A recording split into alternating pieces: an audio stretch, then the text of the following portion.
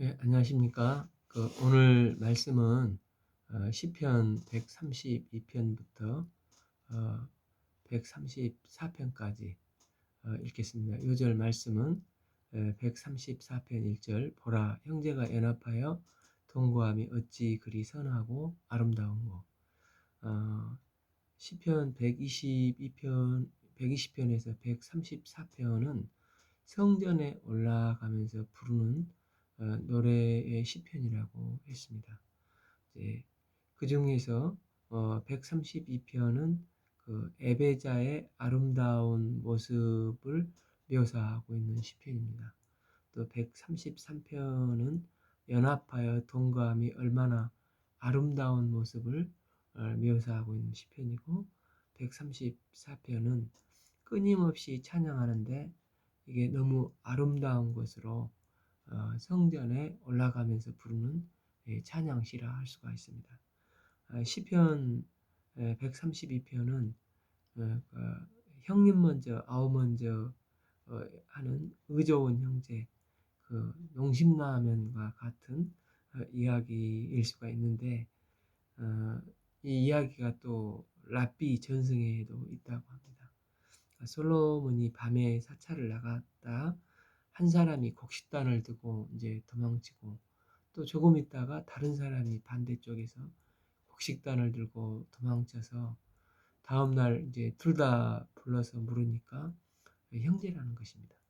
그래서 동생은 형님은 애들도 많으시니까 갖다 줘야 하고, 형님은 동생이 신혼으로 쓸 돈도 많은데 더 가져가야 한다고 했다는 전승인데, 이게 이제 이스라엘뿐만 아니라 이제 세계 곳곳에, 한국에도 이 전례가 전해진다고 합니다. 그런데 이곳에서 이제 이곳이 성전터라고 할 수 있다는 것입니다. 성전은 사람들이 모이는 곳일 뿐만 아니라 아름다운 마음이 모인 곳이라는 것이 모인 곳이 성전이라는 것입니다. 그러니까 교회는 아름다운 마음들이 모인 곳으로, 아름다운 마음은 또 내가 아니라 다른 형제를 위해서 섬기고 헌신하는 곳이라고 할 수가 있습니다. 그래서 예배는 하나님과의 관계가 있어서 이 거래가 아니라 이 기브 앤 테이크가 아니고 그의 은혜에 감격하여 희생하고 섬기는 곳이라는 것입니다. 그래서 이제 1장에서 1절에서 10절까지는 다윗이 하나님을 섬기는 그 뜨거운 열정을 한번 보라는 것입니다. 그게 하나님 앞에서 겸손을 말씀하고 있는데, 1. 여호와여 다윗을 위하여 그의 모든 겸손을 기억하소서. 그가 여호와께서 맹세하며 야고보 전능자에게 서원하기를 3. 내가 내 장막 집에 들어가지 아니하며 내 침상에 오르지 아니하고, 이제 다윗을 성막을 마련하기까지, 또 다른 의미로는 성전을 짓기까지 다윗은 잠도 제대로 못 자고 눈도 제대로 못 감았다는 것을 얘기하고 있습니다. 4절 내 눈으로 잠들게 하지 아니하며 내 눈꺼풀로 졸게 하지 아니하였기를 여호와의 처소 곧 야곱의 전능자의 성막을 발견하기까지 하리라. 그러니까 이제 후손들이 이 다윗의 이 자세를 표현을 하고 있는데, 성전을 짓기 전에는 아무것도 다윗은 만족하지 않고 이제 오직 하나님으로 만족하고, 하나님의 만족이 곧 나의 만족이라는 것입니다. 이게 다윗의 이제 모습으로 하나님께 다 쏟아 부으면 하나님께서도 이제 우리에게 하나님의 마음에 합한 자라 하시고, 하나님께서도 이제 이걸 받으시고 마음이 뜨거우셔서 이제 가지신 것을 복을 주시고, 또 감당하지 못할 정도가 되어서 내 잔이 넘치나이다 이렇게 한다는 것입니다. 6. 우리가 그것을 에브라다에 있다 함을 들었으니 나무 밭에서 찾았도다. 여기서 이제 에브라다가 난의 구절인데, 우리가 이제 성탄 때마다 읽은 구절이 그 미가서 5장 2절, 베들레헴 에브라다야 너는 유다 족속 중에 작을지라도 이스라엘을 다스릴 자가 내게서 나올 것이라. 그는 근본이 상고에 있고 영원에 있느니라. 이건 이제 예수님께서 장차 이제 메시아가 탄생하실 곳이 어디냐 이렇게 하는 것입니다. 그런데 이제 여기서 에브라다는 이제 베들레헴으로 예언을 하고 있는 것이지 않습니까? 그러나 에브라다는 베들레헴에 있는 지명 이름인데, 그렇지만 성경 어디에도 이 언약궤가 이 베들레헴을 지나간 적이 없습니다. 그래서 나뇌주라고 이렇게 해서 이제 에브라임이라고 밑에 가로가 이렇게 되어 있지 않습니까? 이 에브라임이 실로에 하나님의 언약궤가 모셔져 있는 곳이지 않습니까? 아마도 이 에브라다가 아니라 에브라임으로 나뇌주를 기록해 놓은 것을 봅니다. 또한 나무밭이라고 했는데 왜 여기서 나무밭이 나옵니까? 이 나무밭이라는 말도 히브리어 그대로 하면 자르, 어, 밭, 야아르 밭인데 나네주의 야일의 밭이라고 적어져 있습니다. 이것은 이제 사무엘상 7장 1절 아비나답의 집 기랏 여아림인데 그들 발음은 기란야림이라고 합니다. 그래서 우리 나무밭으로 직역을 했지만 이것을 의역을 하면 야일 발음이 비슷해서 기란여름이라는 집에서 찾았도다 이렇게 된다고 할 수 있습니다. 그 후 사무엘하 7장에서 쭉 기쁘게 이제 다윗이 추면서 하나님의 언약궤를 모시고 이제 했었던 예배드렸던 부분이 있지 않습니까? 근데 이제 그때 막 그 심지어 미갈은 채심말이 없다고 조롱을 하고 이런 부분이 있는데 그 언약궤를 모시고 오는 장면을 묘사하고 있습니다. 그러니까 다윗은 하나님을 너무너무 기뻐한 것입니다. 이제 우리가 그 회사를 경영해 보면 누구에게 일을 시켜야 할까? 이제 일을 기쁘게 하는 직원에게 맡기면 설사 어려움이 있어도 그 직원은 기쁨으로 이제 자원해서 이 일들을 완성해 나가지 않습니까? 마찬가지로 주의 일을 하는 것도 정말 다윗과 같이 기쁘게 하는 사람에게 맡기면 일이 된다는 것입니다. 기뻐하지 않는데 억지로 이렇게 맡기면 결과도 탐탁지가 않습니다. 저희가 그 학교 다닐 때 성탄 때가 되면 저희 교회는 보배합이라고 해서 불우 이웃 돕기 모금 운동을 해가지고 불우한 고아원이나 또한 세계 불우한 이웃들을 도와드렸는데 그때 정말 우리가 이게 기쁨이 있었고 모금 운동을 하면서 정말 열심히 섬겼던 것을 기억을 하고 있습니다. 그러니까 모금 운동을 또 끝내고 교회에 이제 들어오면 그 사모님들도 덩달아서 기뻐하며 고생했다고 이제 소고기 미역국 또 그 당시 교회에서 담근 김치가 정말 맛있는데 어, 그걸 같이 먹으면서 함께 도란도란 기뻐했던 것을 기억을 합니다.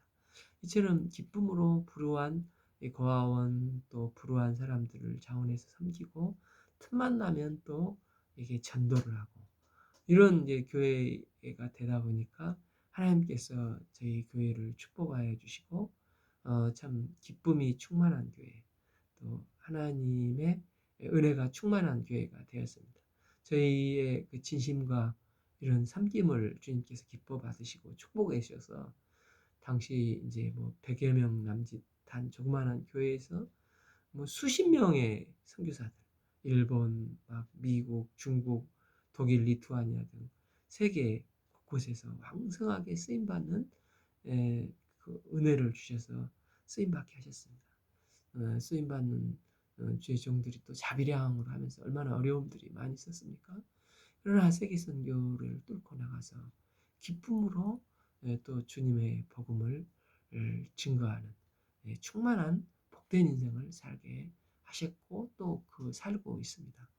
다윗의 힘의 비결이 그러니까 한마디로 하나님을 기뻐하는 데 있었듯이 주님의 일을 너무너무 기뻐하는 마음으로 섬기면 주님께서 또 그 기쁨으로 섬기는 자들에게 그런 것을 맡겨주시고 그 사명을 기쁨으로 감당하며 넉넉히 이기는 삶을 살게 하신다는 것입니다.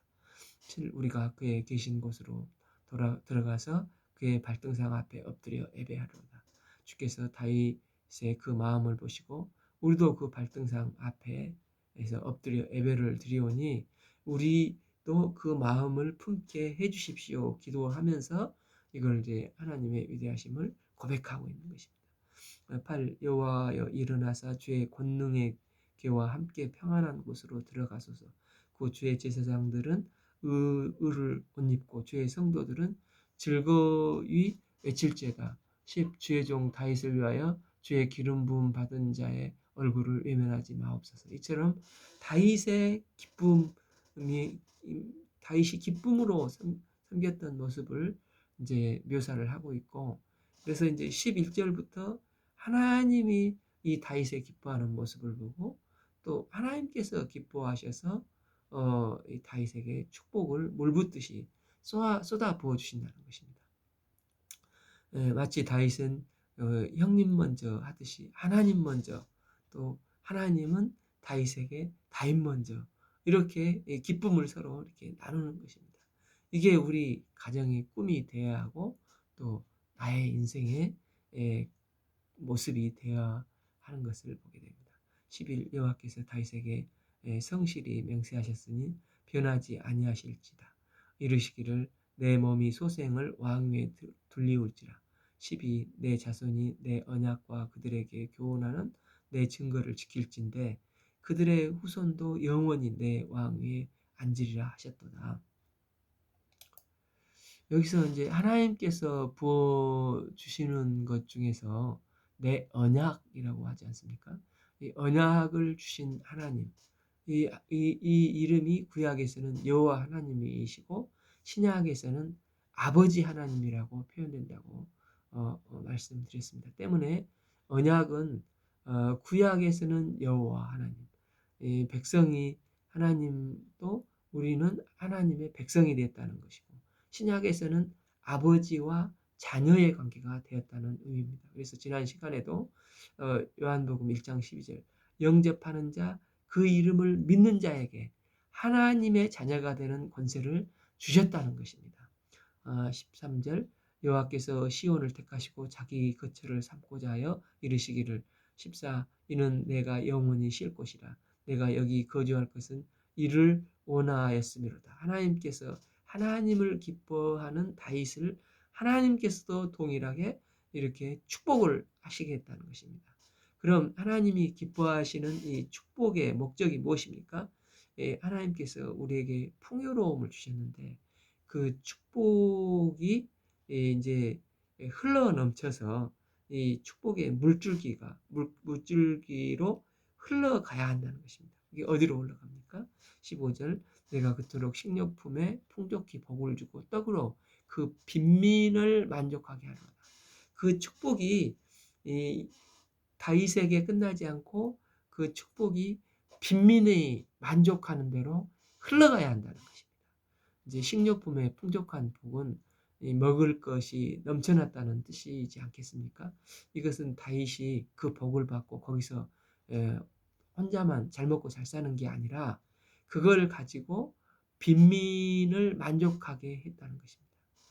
이제 율법의 근본 정신이 하나님 사랑, 이웃 사랑이지 않습니까?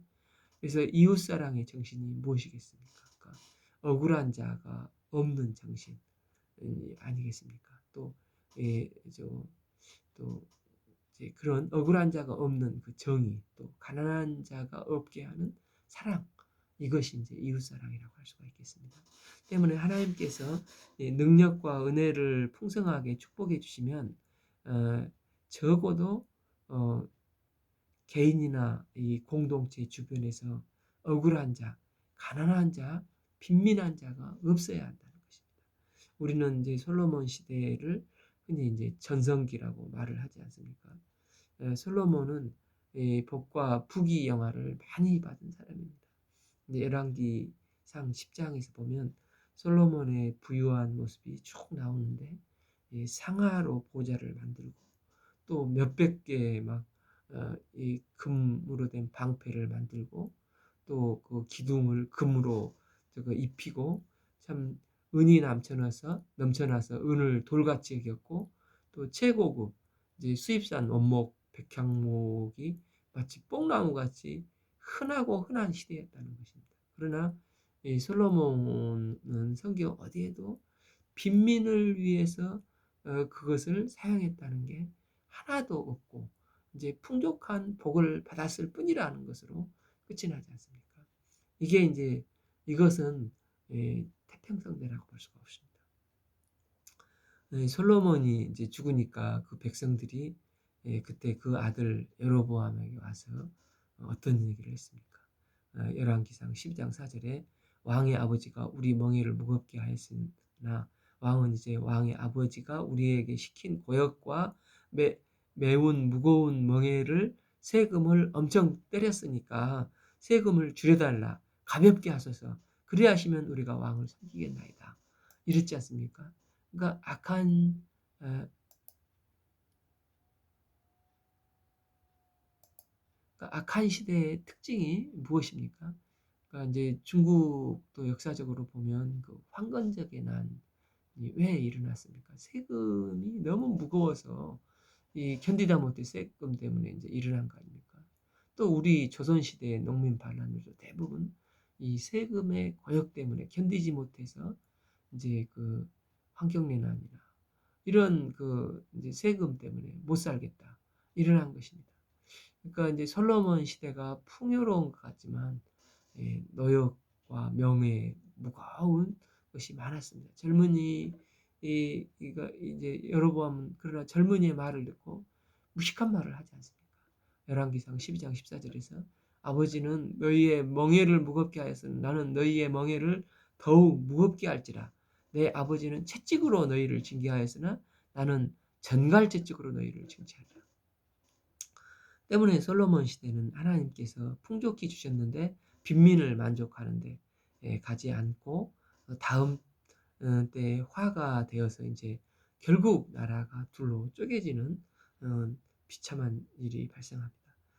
이는 이제 교회도 마찬가지고 또 개인도 마찬가지입니다. 주께서 이 복을 주셨을 때 흘러가는 게 없으면 그게 복이라고 할 수가 없고 결국은 그 복이 도리어 화가 될 수가 있다는 것입니다. 때문에 우리는 축복과 은혜를 주신 것은 하나님께서 이렇게 주신 것은 내 주의 죄를 돌아보도록 혹 내가 이게 충분히 먹을 만한데 빈민이 있으면 빈민이 내게 만족하도록 거기까지 나가야 한다는 것입니다. 15절 이 이성의 식료품 중에 풍족히 복을 주고 양식을 그 빈민에게 만족해 하리로다. 그러니까 이제 다윗 시대는 이렇게 빈민을 만족해 했다는 것입니다. 이게 진짜이고 이게 진짜 신앙이라고 할 수가 있습니다. 반면에 솔로몬 시대는 한마디로 이게 꽝이 아닙니까? 축복을 온전히 감당하지 못했습니다. 그러면서 하나님께서 뭐라고 말씀하십니까? 17절 내가 거기서 다윗에게 뿔이 나게 할 것이라. 즉 내가 내 기름 부음 받은 자를 위하여 등을 준비하였다. 여기서 뿔은 힘을 상징하고 등은 하나님의 인도하심을 말하지 않습니까? 18절 내가 그의 원수에게서 수치를 옷 입히고 그에게 왕관이 빛나게 하리라 하셨도다. 때문에 하나님 아버지는 이런 자를 이제 참 축복을 감당하는 자를 영육간에 계속해서 복을 내려 주시겠다는 것입니다. 우리 신약 성경의 그 요한 3서 1장 2절에 보면 사랑하는 자여 내 영혼이 잘됨 같이 내가 범사에 잘되고 강건하기를 내가 간구하노라. 이게 이 다윗 시대라는 것입니다. 우리도 이제 내가 속한 가정, 공동체가 하나님 앞에서 축복을 받으면 다윗이 그랬던 것처럼 이 축복의 마지막인 빈민이 만족하는 데까지 이 약하고 부족한 자가 만족하도록 흘러가는 지혜를 덧입는, 또 우리가 이런 사람들을 배려하는 이 축복된 삶이 되기를 기도합니다. 시편 133편은 연합하여 동거함이 아름답다는 아름다운 시편입니다. 이를 보라, 형제가 연합하여 동거함이 어찌 그리 선하고 아름다운고. 우리 신앙의 목표가 이렇게 돼야 한다는 것입니다. 하나님께서 천지를 창조하시고 만물을 창조하셨습니다. 창조하심으로 타자, 즉 남이 이제 생겼다는 것입니다. 이제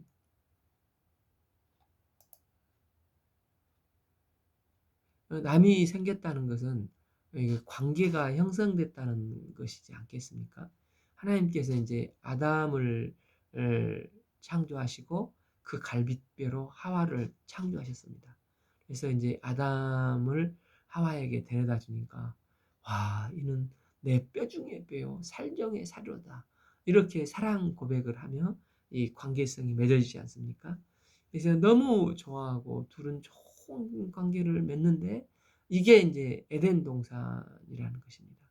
이제 그런데 이제 요즘 참 젊은이들이 참 정말 그 취직하기 힘들고 또 이런 것 때문에 또 그렇겠지만 이제 스펙, 오로지 스펙 쌓으려고 하고 또 막 헬스 다니면서 여러 가지 건강과 몸매를 가꾸는데 혈안이 돼 있는데, 이제 점점 혼자 있는 뭐 혼밥 또 혼술 이런 것을 좋아하는 것 같습니다. 그러나 정작 인생에서 제일 중요한 것이 이 타자, 다른 사람과의 관계를 맺어가는 것을 중요한데, 그것에 소홀히 하기 싫습니다. 더군다나 이제 코로나 때문에 더욱더 그렇겠죠.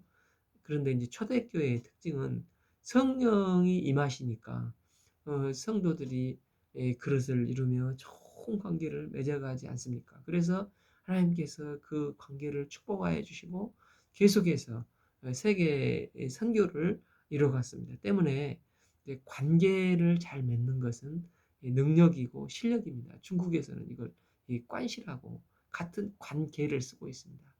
관시라고 하지 않습니까? 그럼 좋은 관계를 맺기 위해서는 어떤 단서가 필요합니까?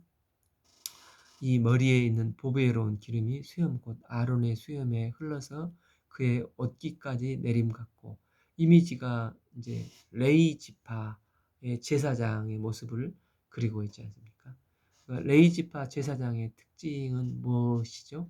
한마디로 그들은 이제 분깃이 없기 때문에 내가 지킬 게 없다는 것입니다. 레위인들은 분깃은 이제 재산이 없는 사람들입니다. 하나님이 재산이라고 했지 않습니까? 왜 하나님께서 레위인들에게 이토록 재산 분깃을 주지 않으셨을까? 이제 지킬 게 없는 존재로 이제 백성들을 섬기는데 전념하도록 만드신 것입니다. 그러니까 내가 지킬 게 없게 되면 이제 하나가 되어서 잘 섬길 수가 있습니다. 그래서 만약 지킬 게 많으면 자기 것 지키려 하다 보면은 소홀하기 쉽고 또 남을 지키기가 힘듭니다. 이 부자 청년이 왜 예수님 믿기가 힘들었습니까? 예수님께서 너의 전 재산을 팔아서 가난한 자를 나누어 주고 나서 나를 따르라 하자 이제 지킬 것이 없게 하라는 것이었습니다. 그때 그의 반응이 어땠습니까?